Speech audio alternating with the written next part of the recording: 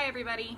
I just wanted to talk to everyone because we're really lucky to have the internet right now. We're really lucky to be able to communicate with each other in this manner, considering if you're smart, you're quarantining yourself, whether you're young, old, sick or not sick, because this is proving to be a lot more serious than we initially thought. So at the beginning, I was all making jokes that, this isn't a big deal, it's kind of bird flu, SARS, it's gonna pass. I still like to think so, but I don't necessarily think it will without thousands, maybe even millions of people dying from this. So the best thing that we can do is to isolate ourselves, stay away from people, and to, number one, take care of our health. Coincidentally, because I'm a tobacco user since I was 15 years old. Coincidentally, I quit smoking 20 days ago, which was, a good week or two before this whole shithouse went up in flames as far as the U.S. Being a huge part of this pandemic.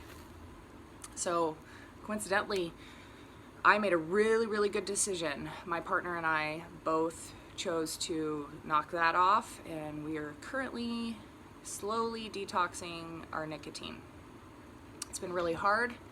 I'm sweating as it is. Even my brain kind of tricks me. Oh my gosh, do I have a sore throat? Do I have it? Am I, incubating this virus? Am I a carrier? We don't know. The best thing we could do is just to be accountable to ourselves and accountable to each other. When it comes to health, make sure that you're eating the right foods. Make sure you're drinking plenty of water. If you have supplements, take them. If you take any, extra kind of supplements with antioxidants or superfoods, take them. Do your exercises. That's what I'm about to do right now. I'm gonna, bust out my supersets of push-ups, squats, and sit-ups, and maybe work with some weights. Make sure you get your exercise. Make sure you enact that cellular respiration by exerting yourself to get your lungs to work harder, to get your heart to work harder, and to get your blood to pump faster, because if anything, it's going to help build your immunities to get ready for when and if we do get sick, which is more of a when instead of an if at this point. The news is horrible.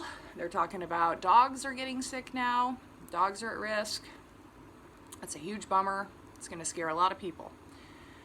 Absorb as much information as you possibly can, because there's all kinds of fishy stuff going on with our government and with the global elite. I mean, this is kind of something, none of them want the stock market to crash, but what if there is some ulterior motive in which this will benefit them in the long run?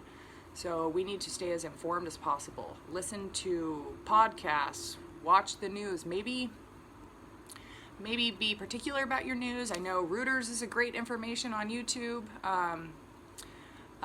Even Al Jazeera. The international news sources is what we need, because we obviously can't trust our national news sources.